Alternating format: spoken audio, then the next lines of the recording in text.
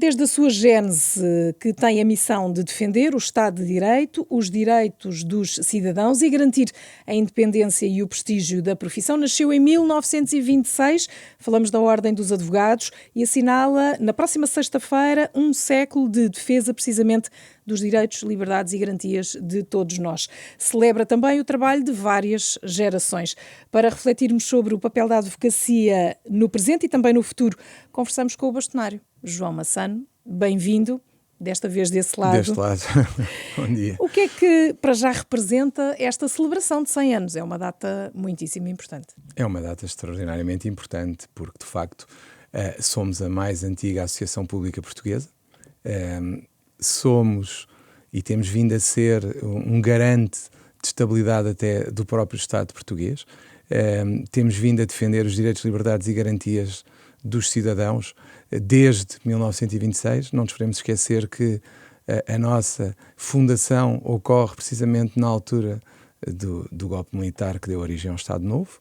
Nós tivemos grande parte da vida da Ordem dos Advogados debaixo de um regime que era tudo menos respeitador dos direitos, liberdades e garantias, e mesmo assim os advogados souberam marcar a sua posição e defender preços políticos, colocando em risco as próprias vidas e dos seus familiares, porque toda a gente sofria por isso.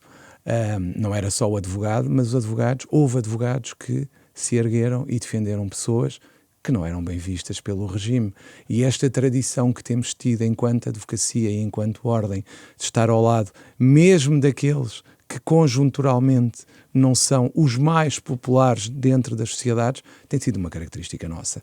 E é isso que nós celebramos aqui. A 12 de junho, precisamente, de 1926, o Diário da República, na altura, dizia que a advocacia não estava a merecer a atenção e o interesse que era importante ter e que se criava a Ordem dos Advogados. Aquilo que lhe pergunto é se, nesta altura, ainda sente, por vezes, que, de facto, esse interesse e essa relevância não é aquela que esperava.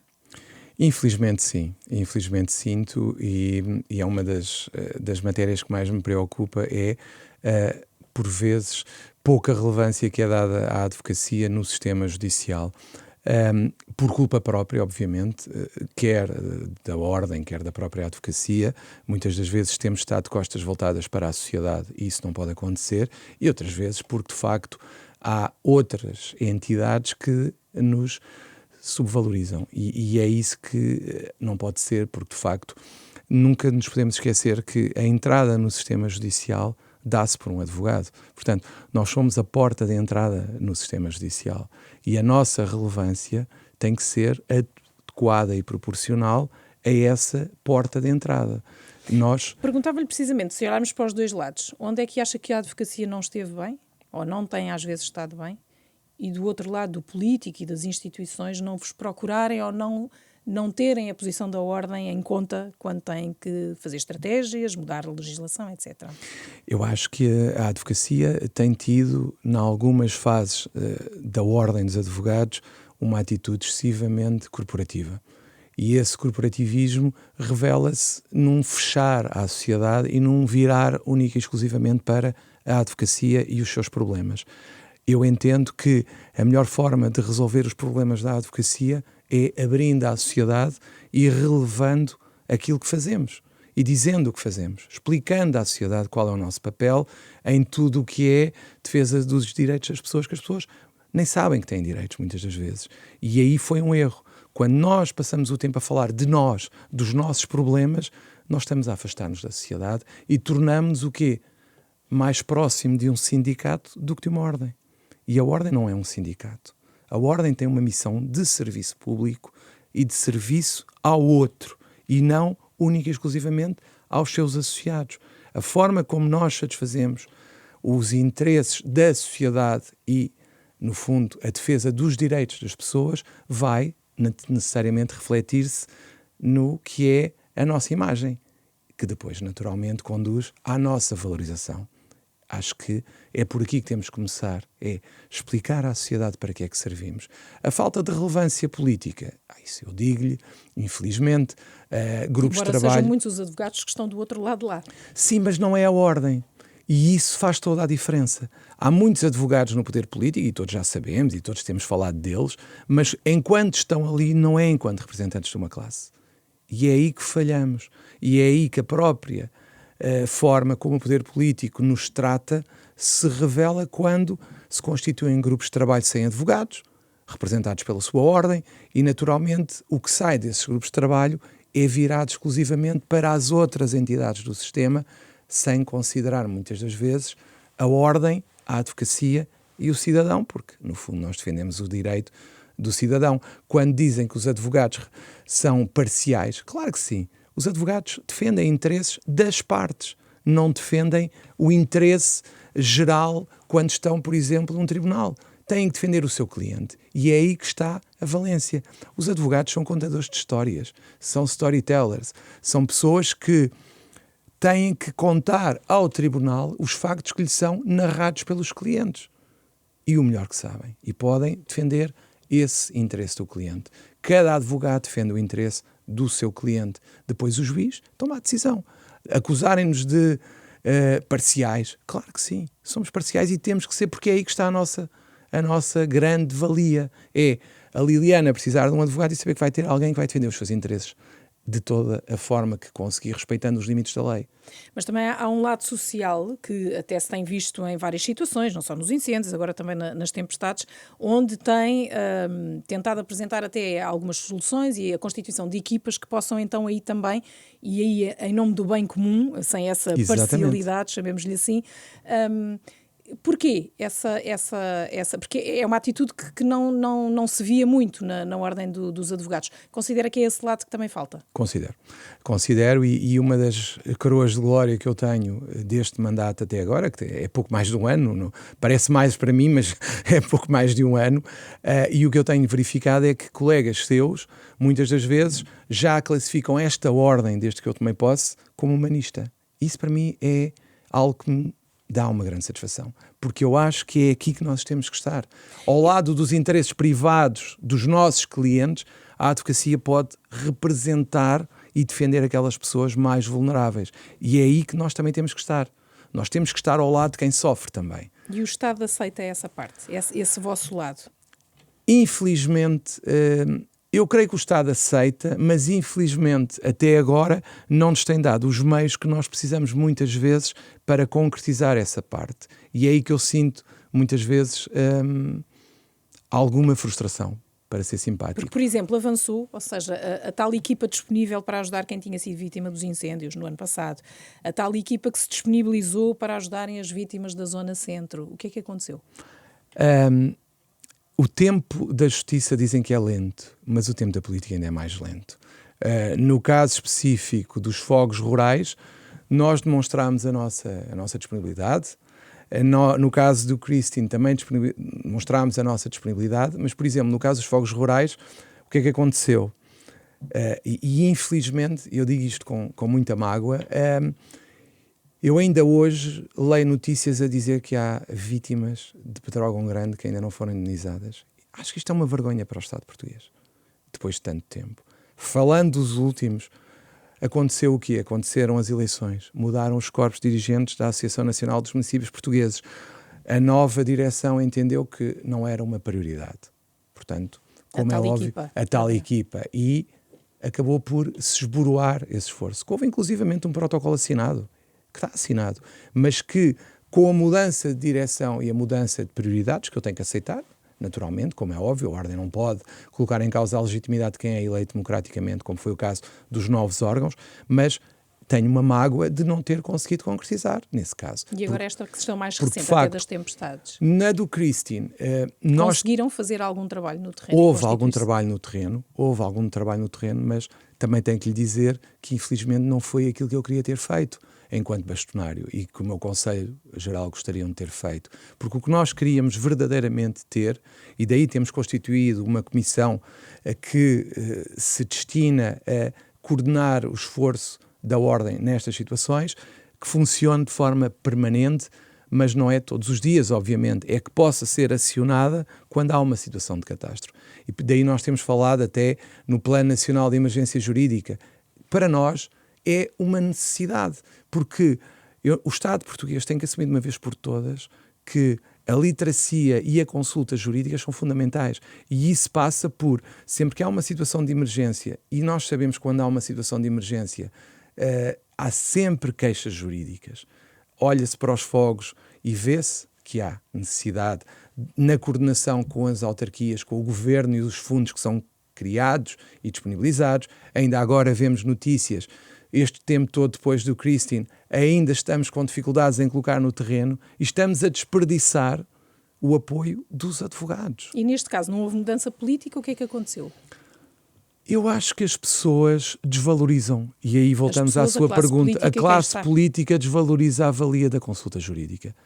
E esse é um problema, e é um exemplo daquilo que estávamos a falar, é que não é dado o relevo suficiente ao apoio jurídico que as pessoas precisam nas mais variadas áreas da sua vida.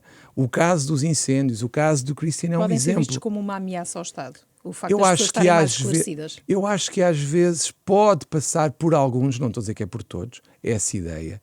E é isso que eu gostava de combater. Aliás, saiu um relatório no último fim de semana, que foi divulgado, em que se dizia que era importante que as vítimas tivessem apoio jurídico. Claro que sim, porque uma vítima esclarecida até é mais fácil, acho eu, na relação com o próprio Estado. Se não sabe os seus direitos, vai reclamar de tudo. E se souber os seus direitos, já está balizada. Imagine, uma vítima do furacão Christine teve o problema de saber, os que têm seguro, se era ou não abrangido pelo seguro que tem. Depois, não havendo a abrangência ou não havendo seguro de todo, saber se tem direito aos apoios do Estado e como é que vai recorrer ao Estado para receber esses apoios, tanto que ainda estamos a ver se pagamos ou não pagamos às pessoas. E eu acredito que, e aqui dou o exemplo da Ordem dos Advogados, mas também da Ordem dos Engenheiros, que pode ajudar em conjunto com a advocacia, neste caso, por exemplo, fazendo as peritagens, ajudando a fazer a verificação dos danos, e o advogado do outro lado a ajudar a enquadrar ou no seguro ou no apoio do Estado. Mas isso não existe. Por isso é que eu falo no Plano Nacional de Emergência.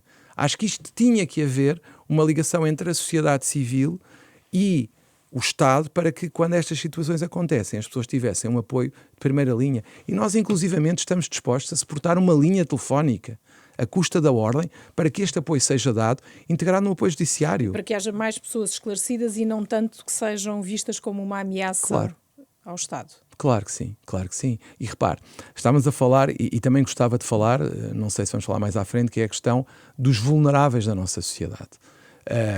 No Estado Novo tínhamos os presos políticos, que eram odiados, agora temos outros que não são presos políticos, mas que são odiados pela sociedade, nomeadamente imigrantes.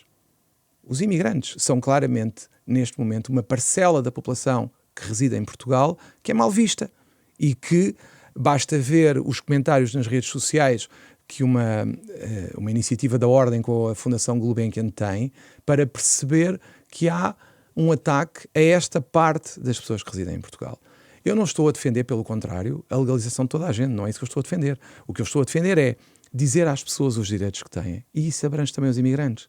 Abrange toda a gente. Eu defendo consulta jurídica para todos, naturalmente integrada no apoio judiciário, que os advogados não vão trabalhar pro bono, porque é o seu ganha-pão e precisam de ter esse rendimento, mas a questão é, nós queremos ajudar as pessoas a conhecer os seus direitos. Daí temos aceito o desafio da Fundação Gulbenkian, que até foi uma sugestão nossa, darmos o apoio jurídico, porque entendemos que os imigrantes, com o fim do ACIM, ficaram completamente perdidos na sociedade portuguesa. Isso não pode ser.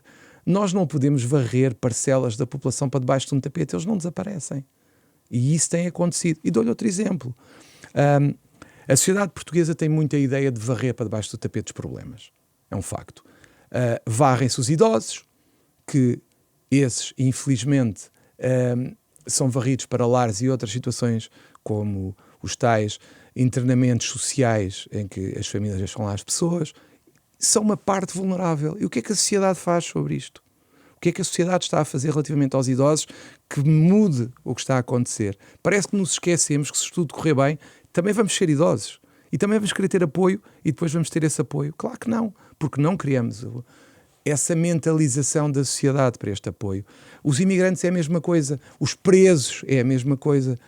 Parece que, ainda ontem estive a visitar uma prisão de Caxias, As queixas que eu ouvi têm muito a ver com falta de investimento político. Porquê? Porque como não há pressão pública, e nós sabemos que a pressão pública é fundamental, e o vosso apoio nessa pressão pública também o é, faltando a pressão pública, o Estado também não se sente obrigado a criar condições diferentes para as pessoas que lá estão. Parece que nós achamos que varremos estes para os lares, varremos estes para as prisões e esquecemos que quem está na prisão, como nós não temos prisão perpétua nem pena de morte, vão voltar. E quando voltarem, vamos dizer que não se endireitam, é um problema disto e daquilo, e que é um problema da pessoa. Não, não é só um problema da pessoa. É um problema também do sistema que não ajuda as pessoas na ressocialização, reinserção, que está prevista na lei, mas que depois, por falta de investimento, não acontece. Olhava agora para o lado do trabalho efetivo dos advogados. Há um cunho muito mediático, é inevitável cada vez mais na justiça. É positivo termos cada vez mais advogados, não só a falar, porque numa primeira fase o que se questionava era falar à porta dos tribunais, mas agora passámos para um segundo plano em que se fala em vários debates alargados nas televisões. O que lhe pergunto é se de facto isso se faz sentido esse caminho. Em primeiro lugar, temos uma conjuntura completamente diferente do que tínhamos há uns anos atrás, nem há muito tempo, mas há alguns anos atrás. Temos vários canais só de notícias 24 horas por dia, 7/7. Isso cria uma grande pressão para que haja notícias. E neste momento, eu diria que há duas áreas que são claramente áreas, tirando as guerras internacionais, que também têm o espaço, que eu até acho que é exagerado, que acho que ninguém consegue ouvir tantas horas, mas que há duas áreas em Portugal que são claramente líderes da audiência, que são a saúde e a justiça. Qualquer coisa que toque na saúde ou na justiça, a educação agora menos, tem audiências garantidas. Portanto, é natural que as televisões, principalmente, e todos os meios de comunicação social se virem para a justiça. E nessa medida, eu acho que o sistema judicial tem que comunicar melhor, como eu tenho vindo a defender várias vezes, e temos que estar nos mídia. Não está para ser de outra forma. Agora, é claro que eu entendo que há muita gente que só tem literacia jurídica pelo que ouve na televisão. Só tem. Não tem acesso a um advogado, não tem acesso a outra forma de esclarecimento para além desse. E, nessa medida, eu acho que é positivo haver advogados a falar na televisão, desde que mantenham os níveis adequados ao nosso estatuto. E reservem em relação aos casos particulares, também não acontece isso, não é? Claro, mas aí totalmente de acordo. Eu acho que, em princípio, a participação de advogados numa literacia jurídica na televisão é positivo, porque há pessoas que não têm outra forma de ter essa literacia e ter esse acesso. Depois, tem que haver, claro, contenção em algumas coisas, mas jamais eu iria defender uma lei da rolha, nada disso, pelo contrário. Eu acho é que nós temos que ter noção, e às vezes perdemos um pouco essa noção, de que tudo o que dizemos tem impacto. Mas não são só os advogados, são todos. Acho que quem fala na televisão muitas vezes não tem essa, ou não quer ter essa noção. Tudo o que é dito no meio de comunicação social tem um impacto tremendo em quem ouve. E é aí que muitas vezes nós falhamos porque perdemos essa noção. E não o podemos perder. E nessa sequência é natural avançarmos para as questões disciplinares. O que é que nos pode dizer? Ou seja, de facto, esse número de processos, e não sei quais são as razões, certamente haverá também por falarem e comentarem aquilo que segundo até o Estatuto, não podem. Mas como é que estamos nessa matéria? Ou seja, tem havido mais ações disciplinares? O que é que nos pode dizer sobre essa matéria? E porquê, não é? Quais são as razões normalmente? Eu acho que, objetivamente, uma das críticas que se pode fazer à atual estrutura da Ordem dos Advogados tem a ver com a disciplina. É uma das principais lacunas da nossa atuação e acho que é muito culpa de uma vingança que houve em relação à Ordem dos Advogados com a alteração do Estatuto da Ordem dos Advogados. A entrada de membros não inscritos, ao contrário do que se pretendia, do que se defendia que era a independência, etc., o que tem vindo a demonstrar é que essas pessoas não têm o mesmo empenho que advogados, ou seja, os inscritos têm na condução da ação disciplinar. E eu tenho tido, porque naturalmente me é dito, a noção de que não resolveu nada, só agravou o problema. E contribui para que haja ainda mais trabalho, mais acumular, porque de facto não há o mesmo empenho. Porque também não pode haver. Repare, se eu tenho a minha vida profissional, se eu ganho pouco ou nada por estar ali, a despachar processos disciplinares de advogados que nem são a minha profissão. É óbvio que o interesse não é grande. Não estou a dizer reflete-se em quê? Ou seja, naturalmente falamos de números, não é? Que reflexo é que... Eu não tenho números aqui para apresentar, infelizmente, mas o que eu sinto é que, primeiro, há renúncias de não inscritos, que são substituídas, claro, mas que revelam que as pessoas chegam ali e não é aquilo que querem fazer. E estavam, se calhar, convencidas, ou que não havia muito trabalho, ou coisa que o valha. E depois, o que eu sinto também é que, obviamente, a estruturação dos conselhos de deontologia atualmente e a forma como funcionam, por força desses não inscritos, acarreta que os inscritos têm mais trabalho e estão mais sobrecarregados e também não conseguem despachar tudo. E aí está um problema. E depois temos o outro problema, que é a própria ação disciplinar, como está estabelecida, é excessivamente morosa. E isso implica que tenha que haver alterações às regras disciplinares. Eu dou-lhe um exemplo.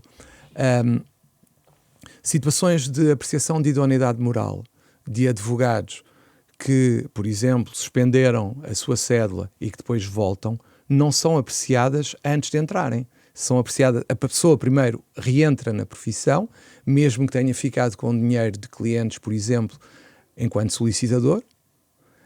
A pessoa pode reentrar, porque a ordem não pode ir verificar essa idoneidade à entrada e impedir a sua entrada. Isto significa que, por exemplo, alguém que fica com dinheiro como solicitador pode reentrar na ordem dos advogados. Esta situação da idoneidade moral pode iniciar a sua apreciação, mas é um processo que pode demorar 8 anos ou mais. Ora, isto não faz sentido. E isto tem que mudar. Ora, a idoneidade moral é apreciada nos termos de um processo disciplinar. Ora, 8 anos é muito tempo. Até para alguém que não tem qualquer responsabilidade de ficar livre desse processo. E porquê esses 8 anos? É muita burocracia? Porque há demasiadas oportunidades para pronunciar o arguido, para apresentar a sua defesa. Há um procedimento que é excessivamente garantístico e não tem nada a ver com o processo penal. Há mesmo muitas fases em que pode haver essa apresentação. E já apresentámos, inclusivamente ao Ministério da Justiça, uma proposta de alteração das normas disciplinares da Ordem para que haja uma decisão mais rápida e que não se espere tanto tempo por uma decisão no processo disciplinar. Eu acho que os problemas são dois. Primeiro, é um problema estrutural de organização dos conselhos de deontologia por terem membros não inscritos e, eventualmente, ponderar outra forma até para que as pessoas tenham incentivo para despachar mais depressa os processos e reduzir a duração de um processo disciplinar, diminuindo as fases processuais e permitindo que o processo acabe mais depressa. Na questão da idoneidade, acho que é simples resolver. A pessoa só reentra na ordem dos advogados se provar que é idónea e não o contrário. Reentra e depois nós é que vamos apreciar a idoneidade. E temos casos conhecidos, que também conhece seguramente e que foram muito badalados, pessoas que foram expulsas da magistratura e reentraram na ordem dos advogados, sem passar por este crivo da idoneidade moral. E que outros assuntos poderemos estar a falar nesses processos disciplinares? O que é que normalmente, quais são as situações que mais ocorrem? Repare, as situações mais graves para mim, eu diria que, por exemplo, a perda de um prazo é grave, mas não é grave para, por exemplo, uma suspensão, uma expulsão, na minha opinião, mas isso, naturalmente, os conselhos de deontologia, dependendo das circunstâncias, tomam a sua decisão. Mas acho que há situações extraordinariamente graves. É burlar clientes, é ficar com dinheiro de clientes, é criar esquemas para enganar clientes, para enganar outras partes. Acho que isso é grave. Mas isso acho ocorre, que isso é grave. São isso casos ocorre, que são casos que são analisados pelos conselhos de deontologia, claro que sim. Esses casos são muito graves e colocam em causa a própria ordem e a imagem da própria advocacia. E nesses casos nós temos vindo a defender, e temos o apoio de parte dos órgãos jurisdicionais, uma suspensão preventiva nos casos muito graves. O que nós defendemos é o mesmo que, por exemplo, o Conselho Superior da Magistratura fez no Lex, em que automaticamente afastou, sem colocar em causa a presunção de inocência, que não é isso que se quer colocar em causa, mas para preservar quer os próprios, quer a imagem da entidade. Há situações muito graves que justificam, na minha opinião, uma suspensão preventiva, que aliás existe noutros países, como no Brasil, por exemplo. Isso poderá estar associado, também lhe perguntava, estas questões económicas afetam toda a gente, e nomeadamente também os advogados. Situações como essas, ou até dificuldades em manterem escritórios, essa realidade também tem chegado E as dificuldades económicas também podem levar a esse tipo de circunstâncias e de prática? Claro que sim. Infelizmente, se as pessoas estão com dificuldades financeiras, podem achar que tudo é justificado e praticar atos que não são aquilo que nos distingue, na minha opinião. Ou seja, o que distingue a advocacia é a sua confiança e a confiança que as pessoas têm que ter no advogado. Se não têm confiança no advogado, a advocacia perde grande parte da sua razão de existir, porque a base de qualquer relação, ainda para mais para quem presta um serviço público, tem que ser a confiança. E essa só se ganha tendo situações que demonstrem que somos confiáveis. Ora, por exemplo, um advogado que burla potenciais arrendatários, se isso se comprovar, na minha opinião, é suficiente para uma ação disciplinar até com consequências graves. Porque não é admissível que alguém coloque desta forma em causa toda uma classe, porque por força das generalizações, uma pessoa é suficiente para contaminar toda uma classe. Tanto basta ver os títulos de jornal, sempre que um advogado faz alguma coisa que não é mais correta, aparece advogado fez isto. E aí, claro, toda a classe fica em xeque. E como é que estamos relativamente ao pagamento das cotas? Também financeiramente se reflete aí? Há mais ausência e incumprimento? É assim, eu não diria que há mais ausência, porque quando nós tomámos posse tínhamos uma situação que foi amplamente referenciada, verdadeiramente dramática. Não estou a dizer que já não é dramática, não é isso, mas o que nós temos vindo a verificar é que tem vindo a diminuir o incumprimento, porque a partir do momento em que nós andamos a controlar os pagamentos das cotas, as pessoas também começam a cumprir de outra forma. E o que nós sentimos é que nós temos vindo a explicar às pessoas que não é justo que uns paguem para que outros tenham também acesso a serviços. Ou seja, há uma parte que paga para que todos tenham, por exemplo, o seguro de responsabilidade civil obrigatório, que é um dos encargos mais onerosos da Ordem dos Advogados. Parece-lhe justo? A mim não. Parece-lhe justo que as plataformas e tudo o que é mantido pela Ordem dos Advogados seja pago por uma parte e os outros beneficiem? Também não me parece. Mas como é que conseguem esse cumprimento? Quando diz estamos a controlar... Nós, neste momento, o que eu lhe posso garantir é que, ao contrário do que tem acontecido no passado, neste mandato, não vai haver uma parte do mandato, nomeadamente perto dos atos eleitorais, em que nada se cobra. Não. Nós dissemos, e a nossa promessa foi, desde o primeiro dia até o último dia do mandato, nós vamos cobrar como até aqui. Não vai haver um afrouxar das cobranças e do esforço para que haja o cumprimento. O que nós temos vindo a fazer é, por um lado, interpelações diretas aos colegas para que cumpram e paguem as cotas, por outro lado, quando necessário, recorremos à autoridade tributária para que haja, naturalmente, a cobrança coerciva. Dentro dessas questões também disciplinares, e é inevitável falarmos, há um caso muito mediático da Operação Marquês, e neste caso com José Sócrates, muito se tem assistido à entrada e saída de advogados e à indicação pública de que a partir daquele momento se comunica e o advogado já não está mais com o cliente. Sabemos que isso não é possível a partir do momento em que se comunica ao Tribunal, que há um prazo de apoio até vir o novo advogado, pelo menos que se tem de cumprir. Tudo isto acabou por dar também origem a processo, e perguntava-lhe se também estes, se calhar, estão naquilo que descreveu, não é? Eu acredito que estejam presos num acumular de situações que não sejam resolvidas, até porque ainda não passou assim tanto tempo e que, pelo que eu lhe disse, naturalmente os conselhos de deontologia não conseguem ultrapassar as regras e têm que as respeitar enquanto elas estiverem em vigor. Mas também aqui foi uma questão que não passa ao lado, ou seja, de facto foram abertos eu pedi, processos. Inclusivamente, até foi informado a comunicação social, eu pedi que fossem averiguadas as circunstâncias, porque nós temos que perceber Mas o não seguinte, deu prazo. Não posso, porque, como é óbvio, os processos têm os seus trâmites e eles têm que ser seguidos. Eu não posso dar um prazo, até porque os órgãos disciplinares, como tem que ser, são independentes do Conselho Geral. A nossa competência é meramente executiva. Meramente, e o meramente é entre aspas, e já é muita coisa. Mas nós não podemos dar prazo aos conselhos de deontologia nem ao Conselho Superior, bem pelo contrário, temos que respeitar a sua autonomia, mas compreendo que o trâmite que é estabelecido legalmente neste momento conduz a uma morosidade excessiva que tem que ser alterada. E mais, e disse bem, é que o advogado, quando renuncia a uma procuração, não tem a ver com o apoio judiciário, que as regras são diferentes, tem que dar um prazo de 20 dias para que o seu cliente arranje um novo advogado. Por outro lado, Este é um processo que, pelas piores razões, é um caso de estudo. Este processo, na minha opinião, é um daqueles processos que tem que ser analisado por todos os intervenientes no sistema. Advogados, procuradores, juízes, oficiais de justiça, toda a gente tem que ver o que aconteceu aqui, para que consiga, para futuro, evitar os erros que aqui foram cometidos. Há vários erros de parte a parte. Todas as partes cometeram erros. Não dá prazos de consulta quando, por exemplo, esses prazos que até são pedidos são manifestamente curtos. Não é correto, na minha opinião. São erros que são cometidos e que eu atribuo à pressão que este processo tem vindo a exercer em todos os intervenientes. É um processo que nós temos que perceber, é o único na nossa democracia. Em Espanha está a acontecer uma situação similar. Mas ainda não, pelo menos com os contornos que nós temos, mas só para dizer que é um processo único. Nós até fomos primeiro que os espanhóis, tivemos um ex-primeiro-ministro. Há erros que foram cometidos, há situações que não deveriam ter acontecido, há situações como prender um ex-primeiro-ministro que está a regressar ao país sem ainda ter o caso devidamente sólido pelo que parece. Não é o mais correto. O facto de não se dar um prazo de consulta que se calhar até era razoável também contribui para que as coisas depois... É a história do pau torto. Gostava também de lhe perguntar...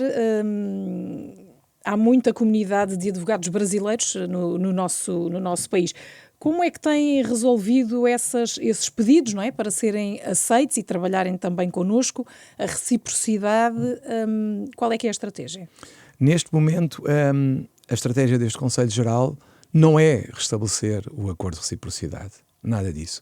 Este Conselho Geral não pretende, para já, restabelecer o acordo de reciprocidade, nem se prevê, face ao estado atual das coisas em Portugal, que tal venha a acontecer num curto prazo, nem num médio prazo.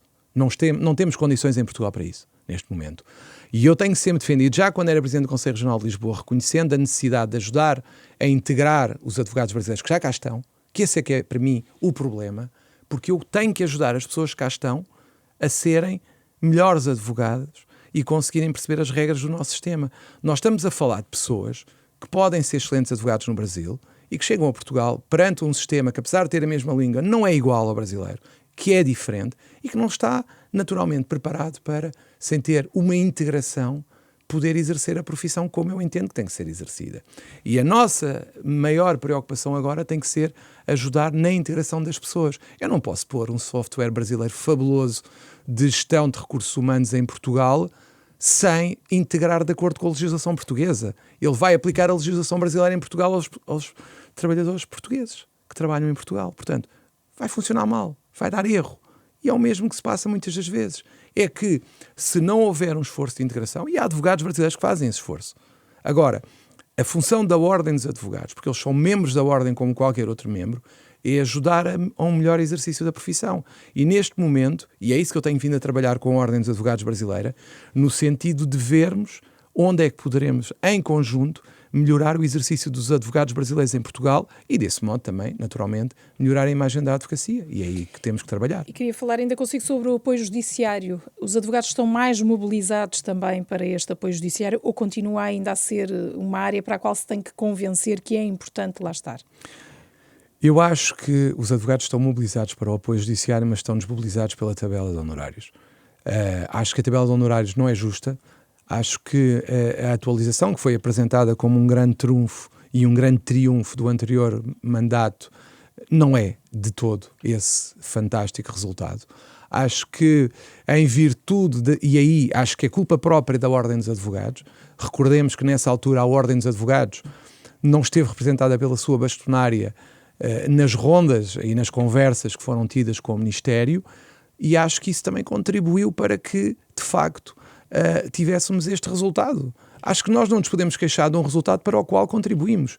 Mas agora, claro, olhamos para o resultado e temos que, eu já tenho feito e dito, feito sentir essa necessidade ao Ministério da Justiça e tenho vindo a dizer que vamos ver o que é que resultou da aplicação desta tabela e vamos tentar melhorar as coisas onde, de facto, não funcionam. Dou-lhe vários exemplos. Dou-lhe o exemplo dos processos de família, que são aqueles que têm vindo a ser apontados como aqueles onde é maior a injustiça. Dou-lhe o exemplo que para mim é chocante, que é, imagina esta situação, tem um advogado que é convocado para uma diligência. às 9h30, por exemplo, e a diligência começa às 11 ou às 11h30, como acontece tantas vezes, o período que o advogado está à espera não vai ter qualquer remuneração. Não é por culpa do advogado que aquilo não começou às 9h30.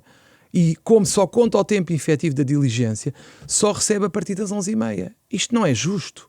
Não é justo. Não é culpa do advogado estar obrigado a estar ali 2 horas a olhar para o teto, sem nada a fazer, mas é culpa do tribunal e do sistema. Porque é que há de ser imputado ao advogado que está a prestar um serviço no âmbito do apoio judiciário? Este é um exemplo que eu lhe dou, há mais, mas não temos tempo. Mas este aqui é um exemplo que eu acho que toda a gente percebe. Se eu sou convocado para estar às 9h30 e estou às 9h30, eu tenho que ser remunerado a partir das 9h30. E não só o tempo efetivo. E falou agora do Ministério da Justiça, que também, em parceria com o Conselho Superior da Magistratura, e não só, tem definido algumas regras e algumas alterações também, precisamente nesta área. Uma delas, olhar para a morosidade e para as pendências, o tradicional problema da Justiça.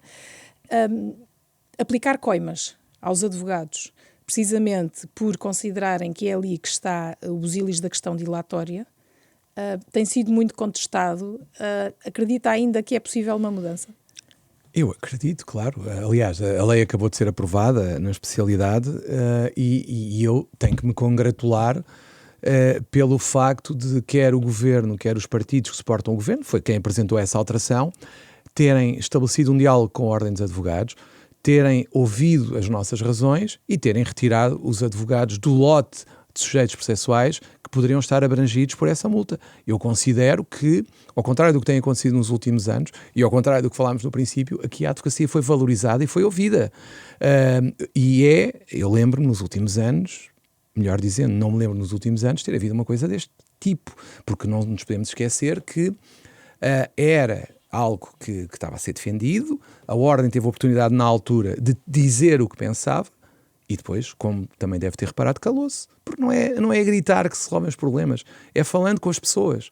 E congratulo, mais uma vez, pelo PSD e o CDS-PP e os partidos que votaram favoravelmente a nova redação por terem ouvido a advocacia, porque não é a advocacia que é parte. A advocacia defende os interesses, como falei há pouco, e acredita que é assim que vai até ao fim? Ou seja, sem voltarem a ser introduzidos sem... Eu acredito que é assim, porque é o que faz sentido. Um advogado não tem que ser multado por defender os interesses do seu cliente. Não é assim que as coisas funcionam. Como é que recebem essas críticas? Ou seja, que de facto os advogados fazem tudo e recorrem a todos os tribunais, principalmente quando há dinheiro, não é? Porque não acontece assim com todos os arguidos.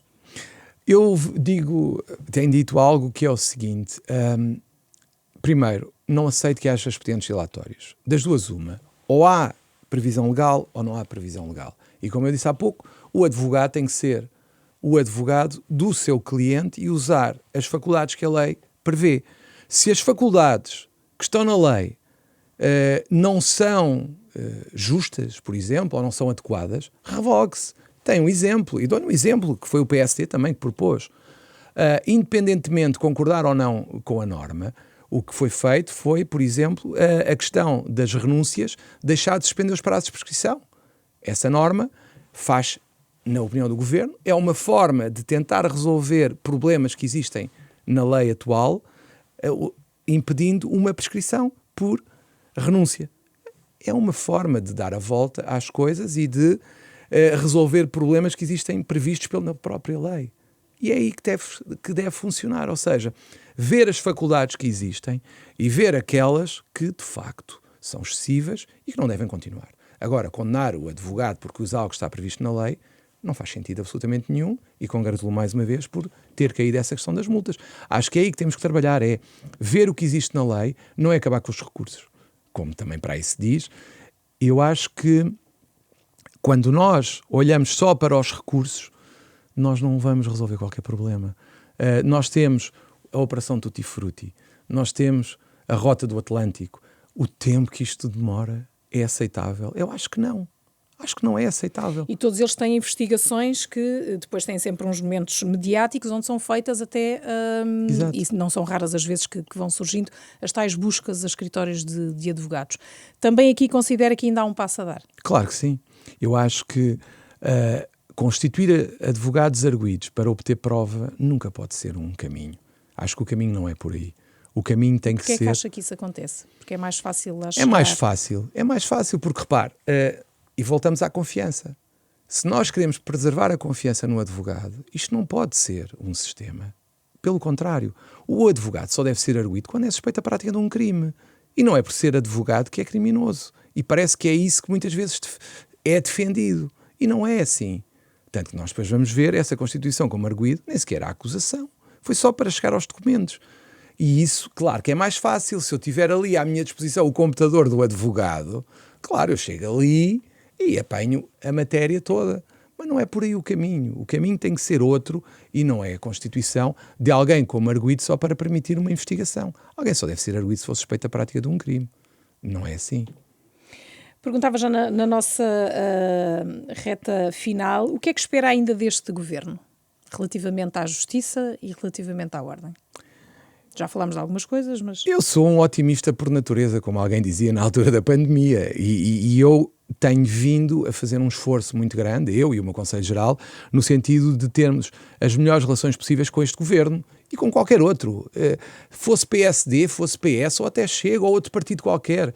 A nossa ideia é dar-nos bem com todos os partidos. Nós falamos com todos os partidos que querem falar connosco e o que eu espero deste governo é que deixe a advocacia assumir o seu papel e que continue a ouvir a advocacia e que as reformas sejam feitas ouvindo sempre a advocacia. A advocacia nunca pode estar de fora, muito menos de reformas que tocam diretamente nos direitos das pessoas.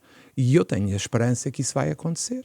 Eu tenho uma grande esperança que, como tem vindo a ser feito até agora, nomeadamente na questão das multas, que para mim foi, permita-me, eu estava um bocadinho até desiludido, porque muitas reuniões sem resultados também desiludem qualquer um, mas o facto de ter desaparecido a previsão dos advogados na questão das multas enche-me de um otimismo moderado, porque acho que temos caminho a percorrer. E se olharmos para essa relação advocacia-política, qual é que tem mesmo de ser o limite dessa relação?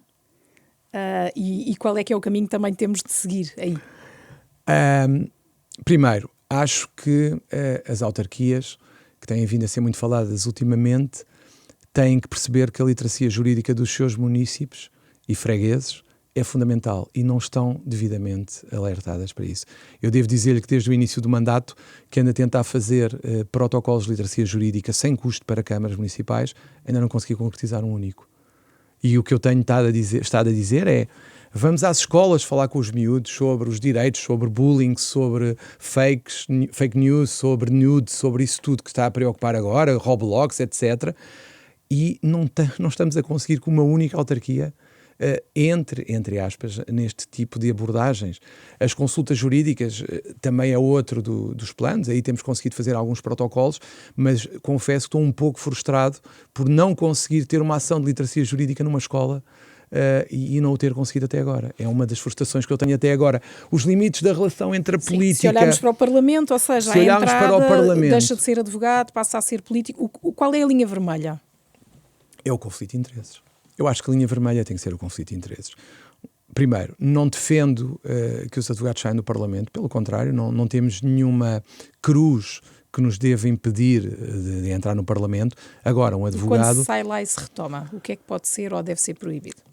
Eu acho que aí também tem que haver, mas eu creio que tem que haver algum cuidado na forma como se vai utilizar as funções que foram desempenhadas para depois ter benefícios na atividade pública, mas também acho que tem que se estabelecer com clareza um protocolo de transparência para que, naturalmente, não sejam levantadas suspeitas relativamente ao que se vem a fazer depois. E falta esse Eu acho que a nossa sociedade ultimamente tem discutido muito o que é relevante criminalmente, legalmente, e o que é relevante eticamente, mas não vejo uma discussão séria nessa área. Ou seja, fala-se muito, ainda hoje vinha a ouvir um comentador muito conhecido que dizia: isto pode não ter relevância criminal, mas moralmente isto não é aceitável.